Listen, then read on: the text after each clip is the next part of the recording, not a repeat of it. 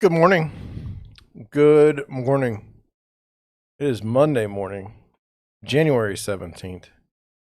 You may notice that I've gotten a little cleaned up. Wife said it's time. You look like a hobo.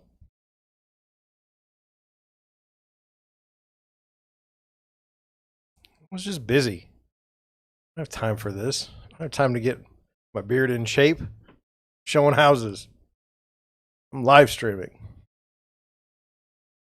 No time for this personal hygiene. So now I feel like, as I look at myself on the screen, I feel like naked. During the 2 week pause in the world, last year or something, I had just a massive beard.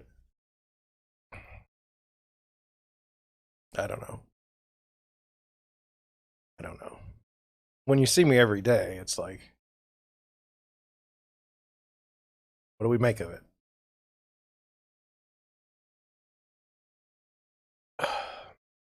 How are you this morning? It's important, as Pokimane has taught me, that I need to, ask the chat more. Now, what happened to me yesterday? Well, I was just doing my chat, doing my thing, and one of my friends, I'll say friend, I'm not ashamed to admit it. One of my friends, at the end of my stream, like I'd been going for an hour, and at the end of my stream, my friend pops on and starts getting in the chat. Now, I was so blown away by it because it was like at the end, and I had spent all this time. I'd spent all this time talking about things, and I was talking about a very interesting subject to me, which was how real estate lead portals are actually getting, how they're doing as far as how they're monetizing and how they're changing over time to where they're not just giving you a name and an email address, like gofyourself.com. Let's take a moment because I mean, it's 9 o'clock in the morning. I don't want to get too spicy, but people aren't dumb. It's just, it's funny though, when you try to use like some sort of knowledge in a spot where someone is messing with you. So, let's talk about real estate leads on like a website. Like we all try to capture leads. We all try to get, and a lead is basically just a name or a phone number or an email address. It's like, hey, this person wants more information about this or that. Okay, so it's not nefarious. What makes people mad is, like, on a real estate website, it'll normally let you see about 5 houses before it puts up a box that says you can't go any further unless you put in your email and name. And most people that are at least my age and probably younger are like, piss off. We'll just go somewhere else. And so they're like, oh, okay, sure, I'll put in an email address, and it's normally like gofyourself.com or yourmomsfat.com or, and then so you have these sales managers in offices that are like, okay, we got a new lead, jump on it. And so they send the guy the lead, and it's like, hey, how's go F yourself working?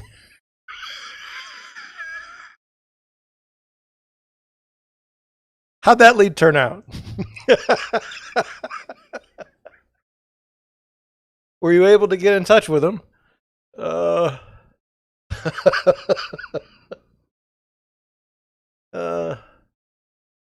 And so the idea of the listing portals is to eliminate that. So when they're sending one over, it's not what would be like a bad lead. Quantity versus quality. Do we want 100 go F yourself leads, or do we want one where we can actually call and there's a real person, or text or email, whatever? I mean, let's just talk about it. how weird of a world do we live in where you go on a website, okay? And even then, I don't even know that you go on a website anymore. You go on your social media and you see this box that says, "Hey, I'm Sparky. How much is your home worth? Do you want to know?"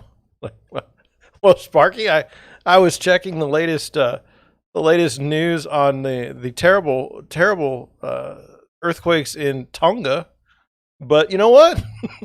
You know what? I think I will. Yeah, give it to me. Let me. Oh, you want my email address? Here you go. Sure. What's my home worth? Oh no, I'm gonna go back and look at great designs with Skittles. It was like, it's so random. And then you get on the other side, and one of the ways, like, I feel like I know. I mean, again, I've got a small brokerage in South St. Louis, Missouri. Okay, I'm not some some guy, some escrow guy, or some great, I don't know, some great brokerage person, recruiter. But I think I've got it figured out. At least that's what I saw when I was kind of in that arena. What you do is you say, like, say somebody gets their license, okay? A real estate agent just gets their license. And then they need to put their license with a broker, okay? That's required by the statute. So if you're an agent and you're like, you literally drive by someone's office, okay? And you're like, well, that's probably a good place to put my license. And you go in and, like, maybe the office has got the manager and maybe a executive assistant or something. I don't know. What are we calling? Receptionist, front desk receptionist. Okay. And you walk in and you're like, "Hey, I just got my license." That guy will be all over you because he gets paid when he brings people into the office, because it's a game of numbers. The more people we have in the office, the more houses we will sell, in theory. But then, like, so you're the agent, you're the prospective agent. You say, "Hey, man, I'd love to come work. I'd like to come put my license with you. What do you offer me?" Well, the first thing that comes out is training. We offer you training. Everyone here, we're like a family, and we're going to train you how to sell millions of dollars worth of real estate every year. And you're going to get access to the top producers in the state, or at least in the city. Okay. And, because they're so big on the brand, they'll definitely help you. They definitely, the best performing agents are definitely going to stop everything that they're doing, okay, and they're going to help you because they want to. They don't want to compete with you. No. They want to help you, and so maybe they want to retire or something at age 30. But okay, so we offer that. So the training is big. Okay, you're not going to get any better. There's no place else in the entire St. Louis area that you're going to get training like ours. Okay, all right. Training, very important. And as a young agent, you need training. You can't just go out and do this business by yourself. I mean, what do you might fail. Meanwhile, the fail rate is like 80, 90%.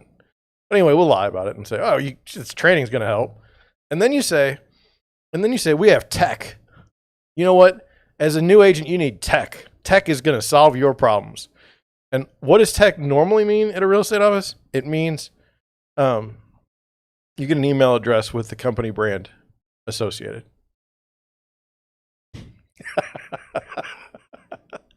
And access to the copy machine, but you can't make more than 5 copies in a month because then they'll have to charge you. "Oh, sign me up. Please let me be a new agent. Please let me come to your office so I can get tech and training." Now, one thing that they do offer that I can't is sometimes I like Christmas with Santa at like a skating rink. I can't do that. I have no ability to do that. But anyway, I don't know what I was talking about, but oh yeah, here we go. And then what else did we offer you? Oh, we'll give you leads. Oh, what are leads? Well, leads are when you call the people or when you email them, they automatically want to go buy a house tomorrow. And so you were going to make all this money because we're going to give you leads. Oh, well, how many leads are you going to give me? We'll give you 50 leads. 50 leads a month. Really? Yeah. Well, I was at this other brokerage the other day. They were going to give me 100 leads. Well, we'll give you 150 leads. How many leads do you want? Oh, I don't know. How many leads do I need? Oh, this is tough. And so then it becomes, all right, we're giving you training, we're giving you tech, an email address, and we're giving you leads. Okay. Now, if we do give you a lead and it does actually close, we're going to have to take a huge cut because we're paying for these leads. Okay. But we'll pretend that's not true. But then what's even better is when you're calling these leads and the people are literally telling you to kill yourself. Okay. Go kill yourself. Don't ever call this number again. They don't care that you're a new agent. They don't want to know anything about you. They just don't know why you're calling and they hate you. It's like, hey, your name came up on a website and I'm calling to check on if you'd like real estate services. So anyway, then after about probably what? You sign with the one company and after about a month, you've called all your leads and you basically don't want to live anymore. You don't want to be in real estate and you hate everything about it. You're miserable. Okay. Then when you say, hey man, we're done. I quit. I'm going to go. Dillard's has a job opening for me on the floor. And it's just like, I think that's where I want to be. I think retail's going to come back. Yeah. So I'm going to leave. Okay. And then they have an exit interview. You can't just give them your license and be like, I'm done. And they say, well, why are you leaving? You promised me 150 leads, but I only got 50 leads. And out of those, they were all crap. Oh, okay. Okay. So you fill that little box out, you put it, you're the broker, you put that aside, and the next person that walks in the office, you say the exact same thing. That's the game. Over and over and over. Training, tech, and leads. Okay. Now you say, John, why don't you do that? You could have all these agents work for you. Well, I don't need it. I don't need it in my life. But you'll be rich. No, I'll be managing people that are miserable. I don't need it. And you say, well, what happens if you retire or if you die? Well, look, if I die, I've got bigger problems. Okay. I mean, let's be honest. And if I retire, it is what it is. One of the brokers I worked for a long time ago, he's like, I left the brokerage because the guy didn't have a succession plan. The owner didn't have a succession plan. But what that really meant is he's not going to give the business to me. And my thing is this, like, it's weird. It's weird. When someone dies in real estate, like in your office, like they give out all the contact information to people. And so you call the people and you're like, yeah, this agent's dead. Can I be your real estate advisor from now on? And like, they're dead? What? Like they didn't even know. It's just terrible. It's terrible. So no, not on that one. And then, sometimes agents will do well. And for whatever reason, they're going to leave the business. They could sell their book of business to someone else. So I could literally buy names and addresses of people if I was very successful. But I won't. I don't. I'm just not there.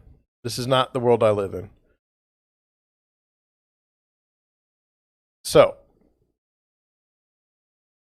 that's where I'm at. So anyway, I had my friend Tommy chat right at the end, and I was getting off because I was tired. I was going to go do some other things. So I feel bad, because I was, for the first 50 minutes, I say for the first 60 minutes, I had literally just been talking to myself. There's no one around. There was no one in the chat for me to talk to. So, I mean, no lurkers, no nothing. There's nothing for me to do. So, anyway, that's that. Wanted to go over a sad bit of information. I'm not going to be going to Little Rock this weekend. I decided that there's no way that I can. There's no way. There's no way I can do it. I mean, I need to be at that. I need to be near St. Louis this weekend. So what I will do is I will make sure that the car has oil, make sure the tires are inflated to the proper pressures, and my wife and the children will leave me to myself from Friday to Sunday. And that's the way it is. This is Monday. So I had anticipated many, many showings this weekend because I was just convinced that all the buyers that I have would want to look at property. It was a great weekend for it. Well, I showed all the property I could on Saturday, and Sunday there was nothing. And is that going to happen this weekend coming up? You know what? I'm that way for like 2 years.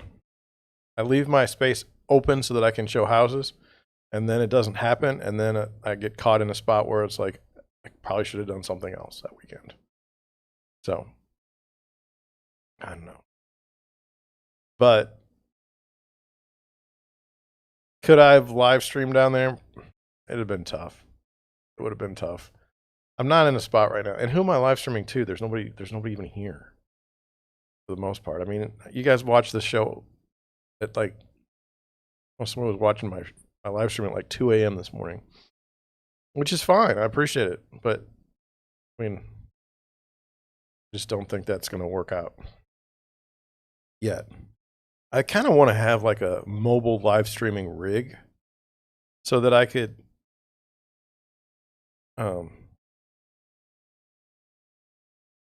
go somewhere and not feel guilty about it. But I don't even have enough subscribers to where YouTube will let me live stream off my phone. Like, no, this is for other people. This is not for you. Okay, well, thank you, I guess. Thank you, YouTube. I'm not going to kick YouTube too hard today. It is what it is. I saw one big streamer, they made an announcement that they're leaving YouTube, but they didn't make the announcement they're leaving YouTube. They just made the announcement that they're like thinking about moving or something. And so, I mean, if you're a live streamer, okay, and you've moved from Twitch to YouTube and it hasn't worked out for you on YouTube, do you just move back to Twitch? If you're under contract?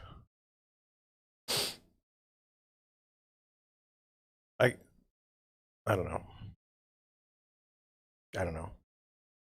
I mean, I don't, what are your options? And then the other thing is, the only thing that I thought was interesting is like Dr. Disrespect. Somebody else had contracts with Twitch, and then they were booted from the platform.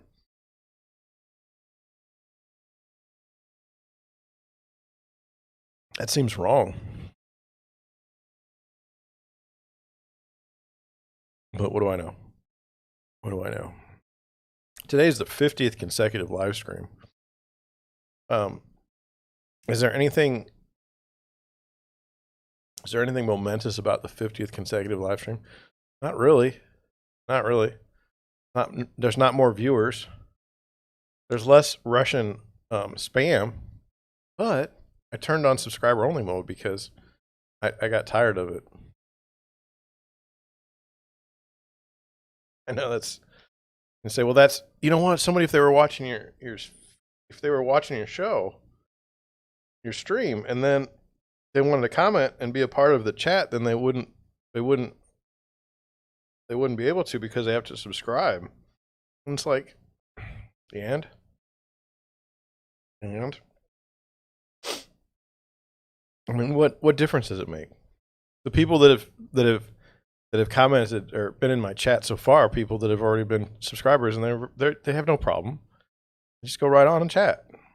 So if you want to chat, subscribe. And it's not like I mean, do I like subscribers for my ego? Absolutely.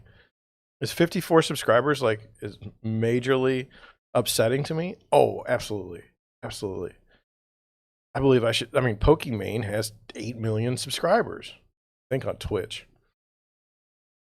Like, I want like 100. And then views wise, do I get crushed because no one's? Yes, I get crushed. Does YouTube put out my content? No, no.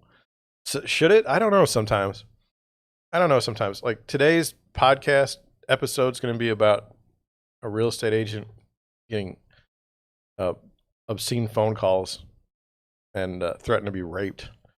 And I think it's a topic that's probably not going to be real high. Like, I don't think people wake up in the morning and say, like, look in the YouTube search and say, hey, I'd really like to find some content related to real estate agent threatening phone calls for a freak show threatening rape. I just don't think that people do that on YouTube. I don't think that's what I don't think that goes with the community guidelines, right? So who am I talking to? Who's the audience? Well, it's real estate agents and normal people that care about other people. Like, this kind of stuff is bad.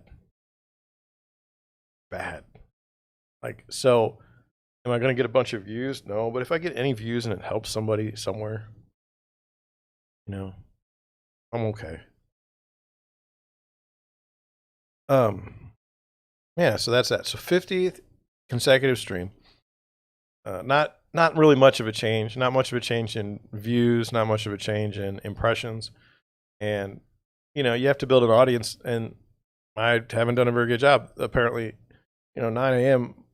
every day of the week. People are busy doing other things. They're starting their day. They're having breakfast. They're watching Pokimane. Who's on Twitch now? I don't know. You ready to get into it? I'm trying to grow as a live streamer, okay? I'm trying to grow in a number of different ways. One is just my presentation. So, can I get rid of the likes? Can I think and speak at the same time and something comes out, reasonably? A good delivery. And then, as far as streaming goes, can I respond to the chat, as close to real time as possible and engage, right? That's important to me. But the other thing is can I talk about topics that are not necessarily real estate related? Because I understand the real estate game, I think. Am I the best real estate agent ever? No. Again, we don't know what that means. The most profitable real estate agent ever would be the best one. I don't know. Maybe. But the person that best took care of their clients. I mean, I see some agents just bend over backwards for their clients, but they do it because there's something wrong with them. They've got like issues that they need to work out, where they're trying to please people when it's not necessary, and it gets kind of gross. That's my thought. Anyway, so let's go over so I use the Google Trends to try and branch out. First of all, I don't know sometimes about the topic, and second of all,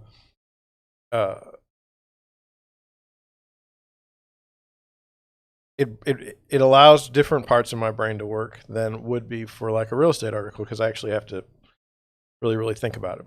So let's get into it. Okay, here we go. This had 50,000 searches on Google search yesterday, and I just wanted to go over it from my perspective and see where you guys are at. It says the NFL world reacts to Erin Anders' surprising admission. So who is Erin Anders? Well, back in the day, I think she actually had a desk job. And I think now she's like the number one sideline reporter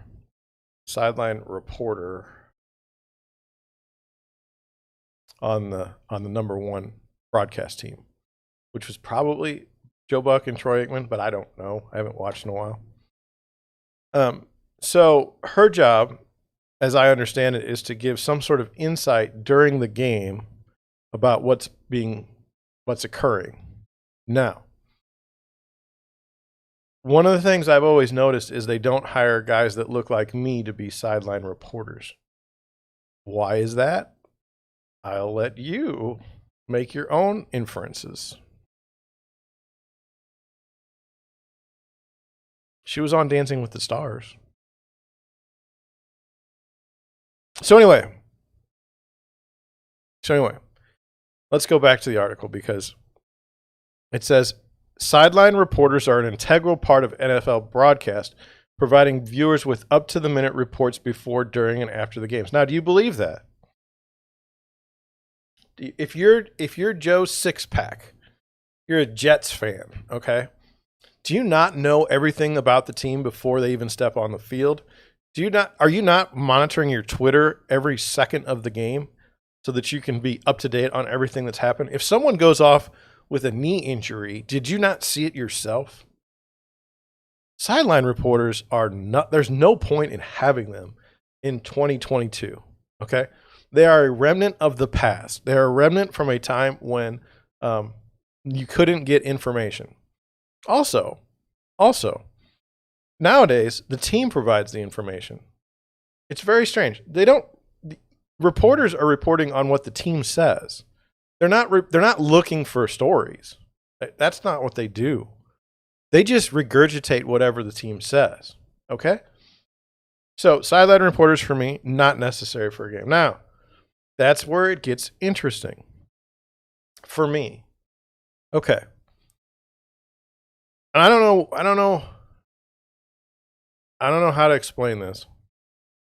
But have you ever thought about watching a football game and it had no announcers and it had no music and it had nothing? It was just the game. Well, sadly enough, that's the way I used to like to watch football. I don't need all this other stuff. I want to watch the game. I don't need you to tell me everything that's going on in the game because I'm watching it. Okay? So all of this stuff, the broadcasters, the music, the sideline reporters, the cheerleaders, all this is because most people aren't watching the game. They're watching the entertainment around the game. Okay? Now, that may hurt your feelings. You may say, hey, I actually just tuned in to watch the sideline reporter report on the game. I don't actually watch the game itself. I don't care about it.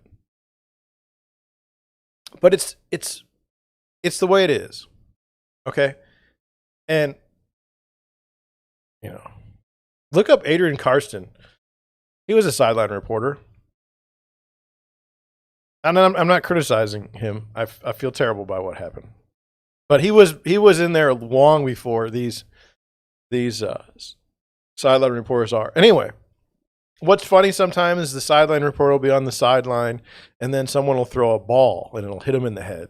And they'll be like, look at me, I'm in the action. Or it's not funny to me, but they'll be on the sideline and they'll be so close to the sideline that a player will run into them. And then, oh, are you okay? It's so bad. It's so bad. It's from a time that doesn't exist anymore. But the other thing that's funny is when you go, like if you've ever been to a football game, okay, in either the NFL or college, the sideline reporter has this aura around them because, first of all, they're not dressed in a uniform, okay? They're dressed in something appealing to television viewers, okay? And then they've got they're holding their microphone the whole time, right? So they're just carrying around with them. And then they've got their notes, right? Because you got to have notes if you're a sideline reporter. And then they're usually, I know they've got one camera right. They've got a cameraman looking at them at all times. At least it did. This is 5 years ago when I used to pay attention to this kind of stuff. And then, so you always see them when they walk around, and they're not allowed to walk in the section where the team is. They have to be off to the side. So if the team is on the sideline that they're on, if they're on the 20-yard line, okay, this person's on the 80-yard line. They're way the hell away from anything. Okay. There, I did preface. I prefaced my story. So here we go. So then it says, so I don't think they're that integral anymore, but they're integral for the entertainment. It says, however, what you're hearing from the sideline reporters may not always be 100% accurate. At least that's what veteran sideline reporters Erin Anders and Carissa Thompson admitted on their podcast this week. Okay, so did you really think that everything's 100%? Have you heard their reporting before and you thought that was accurate? Really? Both Anders and Thompson admitted to previously helping coaches out by not revealing what they said during their halftime interviews. Now, the way this is written is fascinating. Because now we're going to take a quote, and the quote says, I was like, oh, coach, what adjustments are you going to make at halftime? He goes, that's a great perfume you're wearing. I was like, oh, F, this isn't going to work out. I'm not kidding. I made up a report, Thompson said on an episode on Calm Down with Erin and Carissa. If that's not her name, I'm sorry. She must be very great at this, but I haven't seen her I don't watch this stuff anymore to know. Is Pam Oliver still doing it? Okay, so then Andrews said, I've done that too for a coach that I didn't want to throw under the bus because he was telling me all the wrong stuff. Okay. All right. So let's put this in its place. So here's sideline reporter, doesn't add anything to the broadcast, really. No offense. I mean, they add stuff to the broadcast in the sense that it's entertainment. Okay. But the coach is trying to win the game. Most of the players are trying to win the game. We like to think that. Okay. We like to believe that. And so is the coach going to want to, like, why would the coach disseminate any information to a sideline reporter during the game? Like, they want to win the game. Like, do you think that the other team doesn't have televisions or doesn't have someone in the front? I mean, you're broadcasting to millions of people. Do you think somebody on the team isn't going to find out what you say? So there's that. Okay. And then that to me is reasonable. Okay. I'm trying to explain this. So if a coach doesn't want, let's say the team's down 30-0 at halftime. Okay.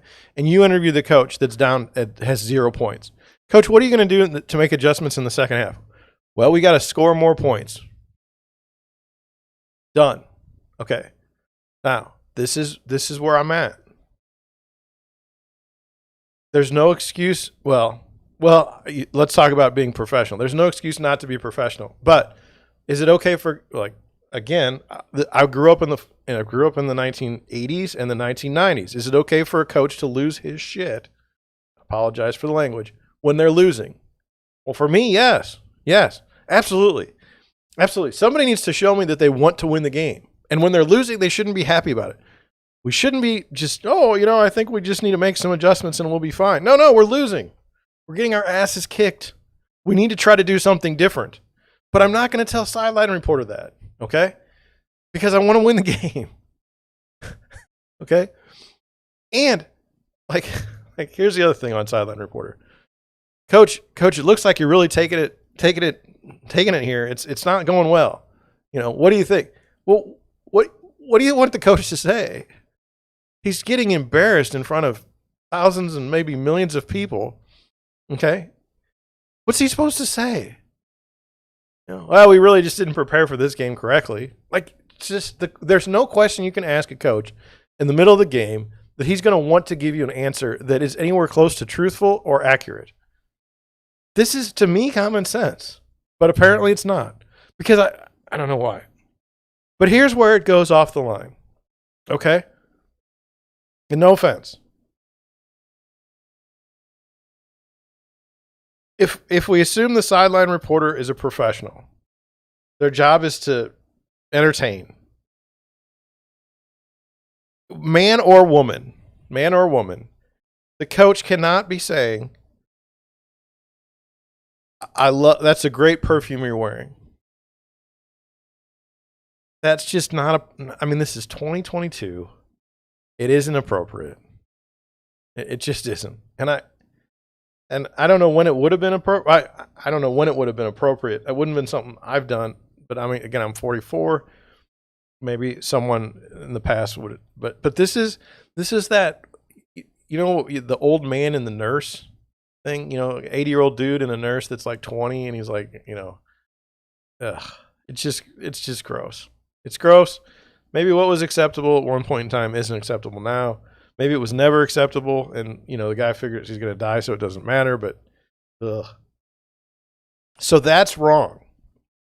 That's wrong. The coach should not do anything like that. The coach should stick to the game, or lose his stuff. That's totally fine with me. It's not okay. It's not okay. Like, switch the roles around. If the roles were reversed, if it was a woman telling a man during the coaching that her, like, let's just say a woman's basketball coach, okay, and there's a man sideline reporter. Woman coach says, the man says, "Hey, what do you think you need to do in the second half?" And she says, "I like your cologne." I mean, that's just sad. Now, they're on a podcast. They're maybe needing to embellish things. Like if, and the leagues, they encourage coaches to do this stuff. Coaches don't want to do this. They don't want to talk during the middle of the game. Okay. They don't, but they're being forced to by people that don't play the game. The executives and the owners, they don't play the game. They don't care. They just want ratings. So if the sideline reporter brings ratings, we're going to do it. So anyway, no, not acceptable. Okay. Bottom line. Now, and then it says NFL fans have taken to social media to react. Okay. It says, kind of feel like the story here is the perfume comment. I don't know. The whole thing is messed up because we already know that sideline reporters aren't necessary for the game. You can play a game without the sideline reporters. They're not needed. They're not required. Are they required for ratings? Are they required for the entertainment portion of the game? Perhaps. And then the comment says, and they didn't out the coaches when they could have, which I'm not saying is the right or wrong thing to do, but it is noteworthy.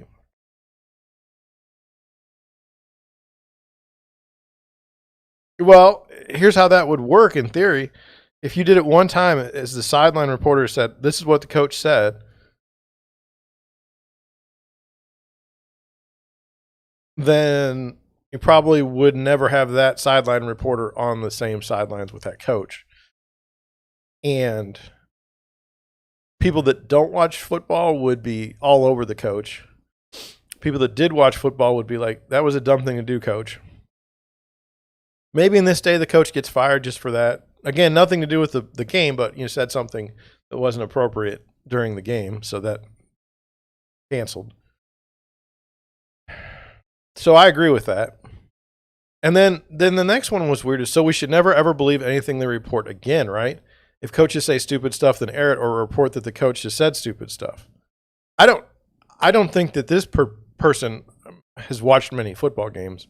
I mean, if you don't realize that the stuff that they report has some basis in fact, but not much, then you need to spend more time watching football.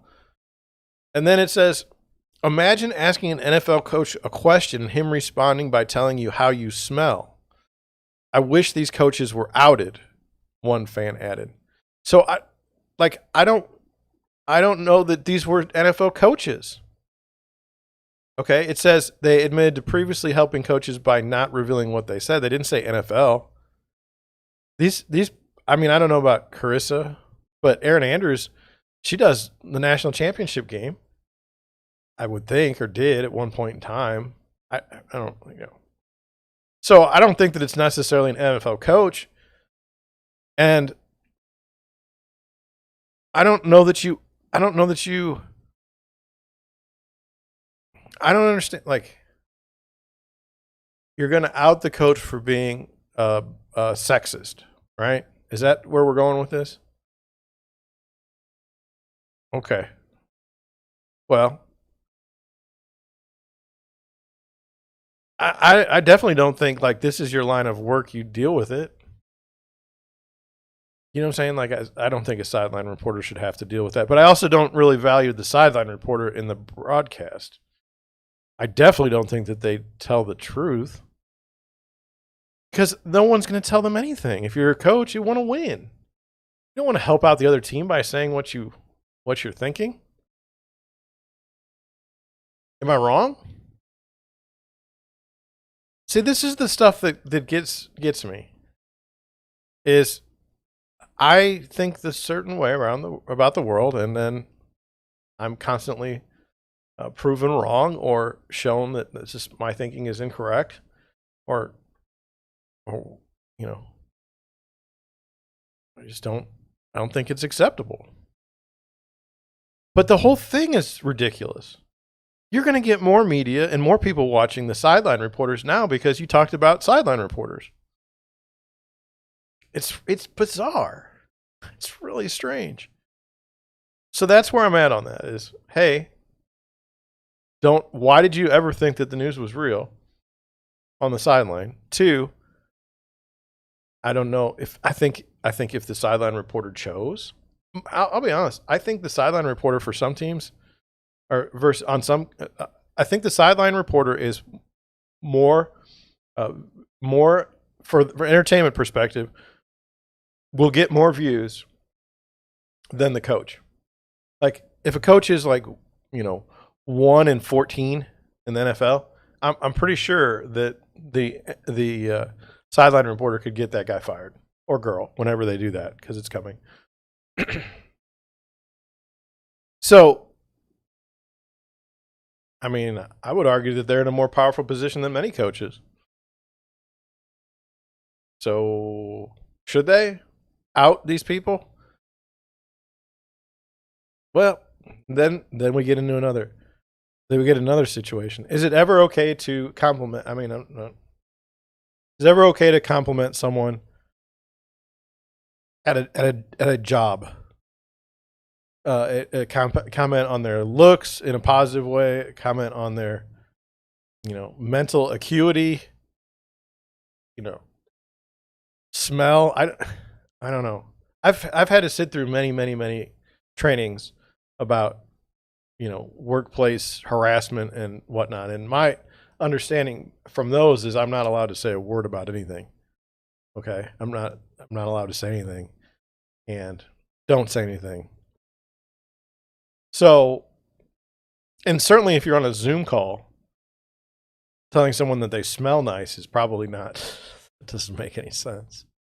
It's kind of creepy. I don't know. If someone came in, if someone comes in the office, okay, and say they look like they basically just rolled out of bed every day, and then they're wearing a nice outfit, like a professional outfit, and they've combed their hair, okay, man or woman, do you say, hey man, you look good, or hey, you look good today? You don't say, hey man, I don't think to a woman so I don't. Hey, I mean, look, that's not appropriate now. Which I'm not. I just don't know. I wouldn't say it because I wouldn't want to bring on the hate. But on the other side, okay, you have to have some sort of empathy for the people you work with, right? Like, don't you want people to feel like people, like you know them and you care about them? That's why I never worked out very well in an office because, like, I care about the people I work with. If they're struggling, I feel bad. I feel empathy. If they're having a great run, like if I was working in an office, an agent next to me was just killing it, I'd be so happy for him because I know how hard it is. I'd say, you're doing a great job. Maybe I wouldn't. Maybe now I didn't. You don't compliment anything or anyone. But then you get this situation where people feel like they're detached from the workplace, that they don't feel like they're a part of anything, that they're being excluded.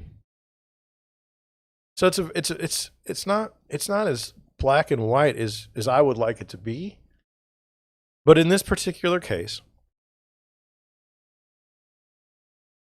I certainly wouldn't raise two girls. I certainly wouldn't raise the girls to put up with men's BS. Okay, ever. Now, would they choose to put up with some dude's mess? Sure, because it's just different. They think differently than I do. But I would never. I mean, would I tell my kid you should grow up to be you should aspire to be a sideline reporter in the NFL?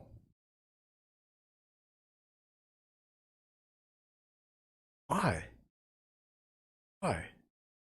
What? I mean, it's not a negative job. It's just I don't. There's like 6 positions available. I mean, good luck getting that job. Or you could go be a lawyer, go be a doctor, go be an artist, you know, go be a business person. I don't know. I've talked about it enough, but hopefully I've provided some sort of insight into my thinking and that makes sense. Maybe it doesn't. Maybe I'm wrong. You let me know in the comment section. You let me know in the chat. We're going to look at Tucson, Arizona real estate today. We're done with that article. Done. Click. 3, we're going to look at the top 3. We've got 8.6, 7 million, and 6.5. Okay. We've got Sotheby's has the first listing, Sotheby's has the third listing, and Long Realty Company has the second listing. Now, that's all you need to know.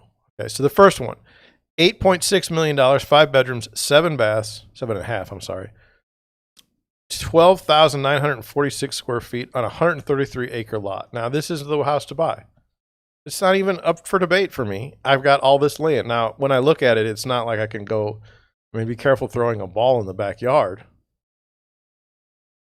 By the way, these two are both 85750 zip codes. Okay, so how many pictures do we got? 38 pictures, $8.6 million.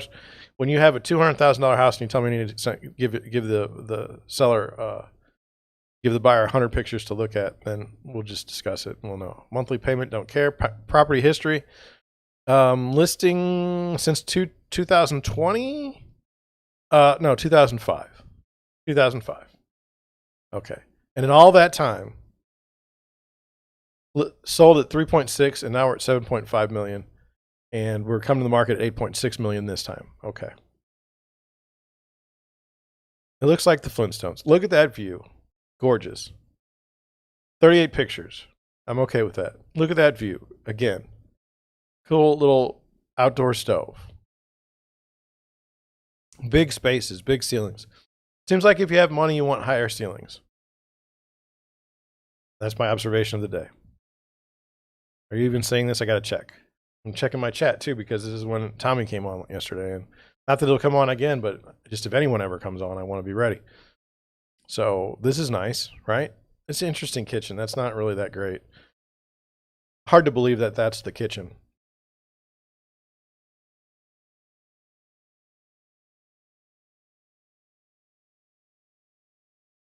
I mean, that's a cool bedroom, right? You got your little space to sit and you got your fireplace right in front of you, no TV to bother you. Great. I'm sorry, I flipped right through the bedroom and my camera locked up, that seems to me like on a wood floor, that seems to me like I would be like, I don't know, warping the floor. A little dangerous, it seems. I love the fireplaces in the rooms, though. I don't know if it ever gets cold there because I've never been to Arizona. I think I've been through there. I love these little timbers on the thing. Again, not a big fan of the clawfoot tub on the hardwood floor. I mean, beautiful view, right? Nice outdoor space. But like, it's on a cliff. It's kind of scary. Oh, look at that pool and the windows open.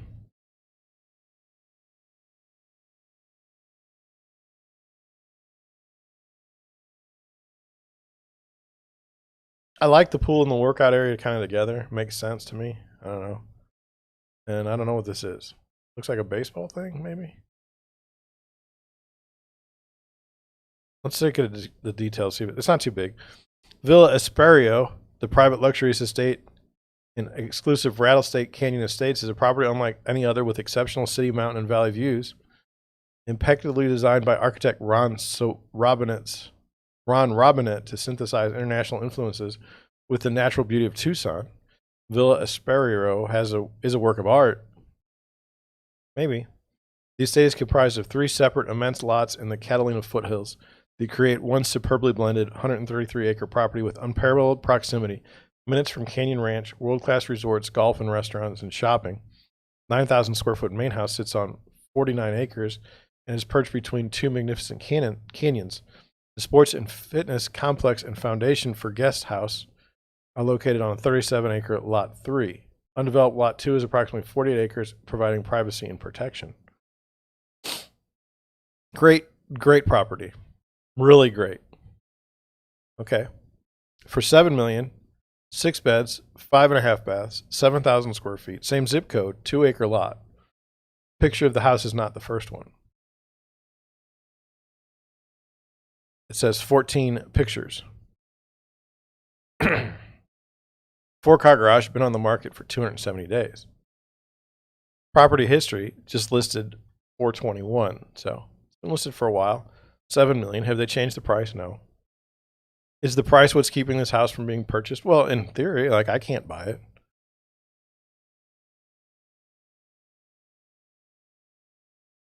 But this must be a lot.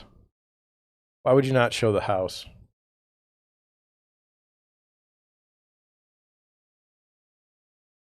Okay. Let's see, it's a home building site. So I'm not interested. I got fooled. Here we go. 6.5 million on a 4.3 acre lot, not in the same zip code. 15,502 square feet. Our largest one, 10 bedroom, 12 bath. Let's take a look at this. In the Catalina foothills, so it's right near those other fellows. I say fellows, but I mean, I apologize. 5-car garage. Ton of writing. Not interested. Since when is it? Okay, sold in 2005. Okay. Sold in 2005. It was at 6.5 million listed last year, and now it's up to 6.5 million, so not changed. Okay, let's take a look. So that's, I mean, is that a cool way to use a drone? Maybe.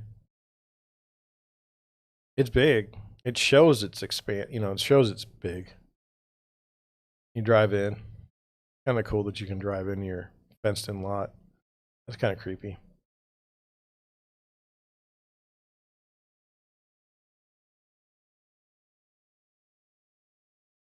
It's cool though. I think I've seen this one before. I think we've looked at it before. If not, sorry.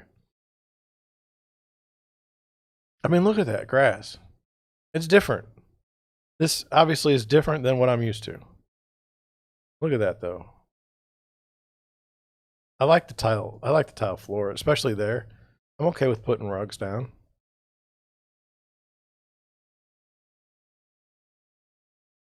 I mean, I've never liked tile countertops. Okay. I'm sorry. I don't like them. It's kind of an interesting room. Looks like something I'd see in University City.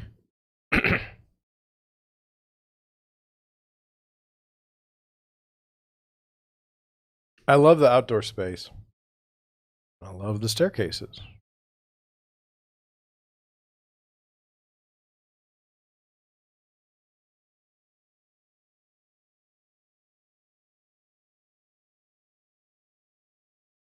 That white and then the blue just pops, you know? I can see the blue there.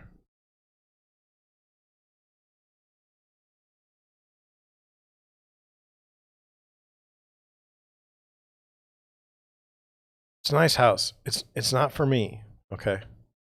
Not for me, and I'm not. It's a nice house. It was kind of interesting. Did they show pictures of the pool, or did we just pretend that didn't exist? I don't know. 5-car garage. I'm not gonna write all this or read all that. I mean, you can see it. Check the chat. See, I'm trying to get better. Oh my God, did you not see it? You didn't see it. Why not? What happened? What happened? Let's check. Oh, I was on the wrong one.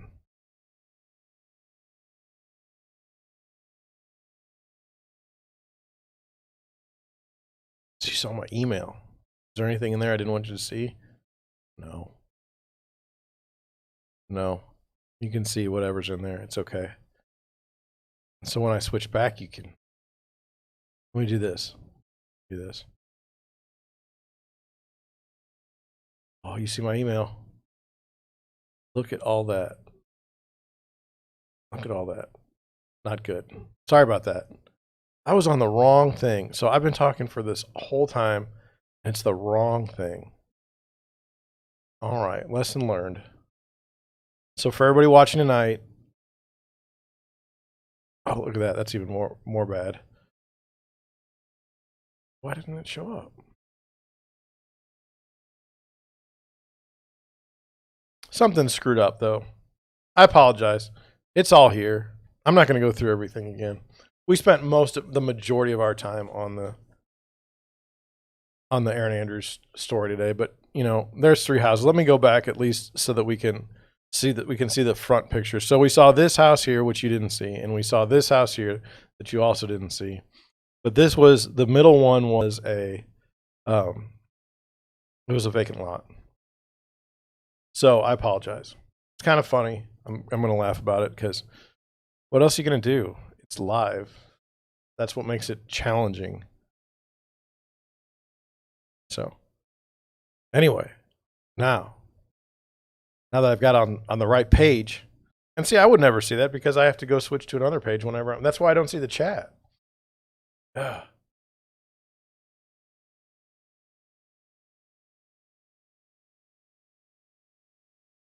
I'm going to watch the live stream today and just laugh at myself.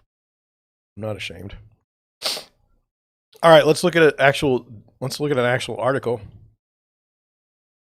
Great Spaces, Star Island Mansion sets record with $75 million sale. Oh, by the way, let's talk about it just in a learning process. I check my email all the time. I used to not check the other screen. So you're seeing the screen I check all the time. I check my email, and you can see it when you see me. When you see the flash of light on my face, that's me changing over to my email. At first, when I first started doing live streams, I didn't switch over because it was so hard for me to just do the live stream. Now I can do the live stream kind of okay, so I can check on things. But I'm also trying to do it so that down the road, if I get this thing going, and I need to say I need to search for something real quick, or somebody sends me something in an email or something, and I want to be able to play it right away. That's how I want to do it. Because right now I'm just kind of practicing because nobody sends me anything. By the way, send me stuff. If you see an article that's interesting you want to talk about, send it. Let's learn. Let's learn as a group. Okay, so here we go. And John, why did you do this particular article? Well, I did it for a couple of reasons. One, it's a $75 million sale. Number 2, it's on Star Island, which I don't know anything about. But when I see this picture, and I look at this, I don't want to be here. And I know that sounds strange, but look at that huge boat there. It's kind of ugly. And there's another boat behind it. This isn't for me, but it's okay. And then the other thing is this, I believe, woman, we'll have to check. By the way, I didn't hit the record on the live stream today. So the only record of this is ever going to be on YouTube. And you know how that goes.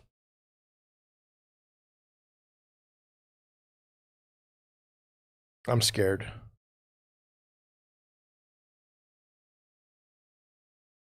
So anyway, let's look at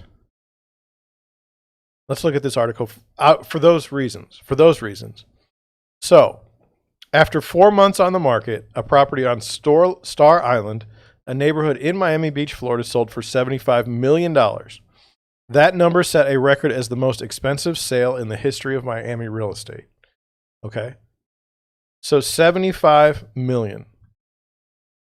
I think the agent may have gotten $1 million off of this. Now, it says the waterfront mansion located at 8 Star Island Drive, Miami Beach, Florida, sits on nearly 2 acres of land on the ultra-exclusive Star Island. Well, what is Star Island? It's a man-made island connected by a causeway. Celebrities who have called the tiny island of about 30 properties home include Sean Diddy Combs, Amelia and Gloria Estefan, Rosie O'Donnell, and Shaquille O'Neal. Okay, so, but it was made, it's a man-made island. I don't know what a causeway is. I'm going to look that up.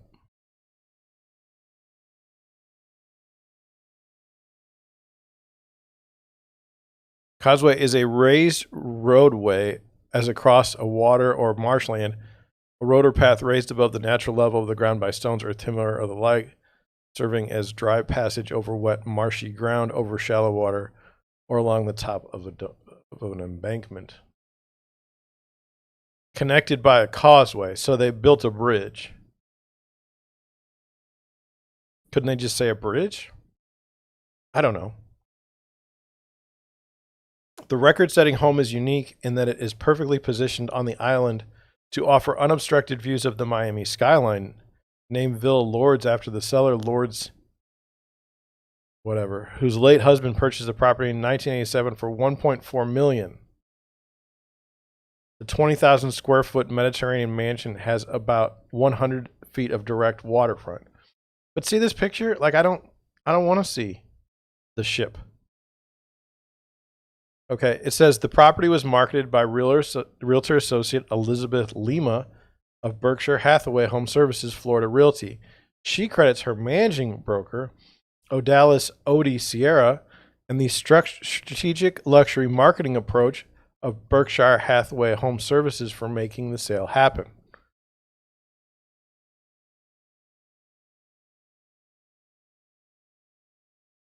I don't know what that means.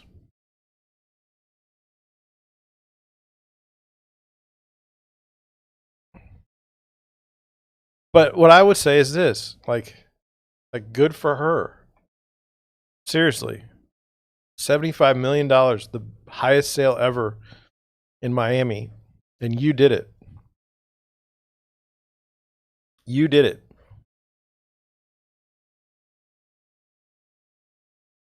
That's what I got. So what did we do today? Well, we learned we got to check the settings in OBS so that we actually have, a good live stream. I wouldn't say we learned that I'm an idiot, because we may have already learned that earlier. We learned that sideline reporters, it's dicey. Not necessary, but they are for the entertainment portion. This is my opinion. This woman sold a $75 million home in Miami. That's a lot of money. Especially when somebody bought it for $1.4 million, like in the 80s. That's a good return. It's hard to get that good of a return in the stock market, I think. Maybe there's the crypto bros. I don't know. Anyway, good chat today. Can we do better? Oh, of course. But I had fun. And I hope you did too. Today is we're going to go about our day, get our stuff done, and take it from there. I'm going to go right into the podcast next because I want to get it done. I want people to be aware of the situation, what happened there in Mississippi, I believe. Thank you for watching. And when you get a chance to watch it later, if you want to leave a comment in the comment section, I will answer it because I answer all the comments, unless they're like mean-spirited towards me, and then I'll even answer it then probably because it helps the algorithm. So anyway, thank you.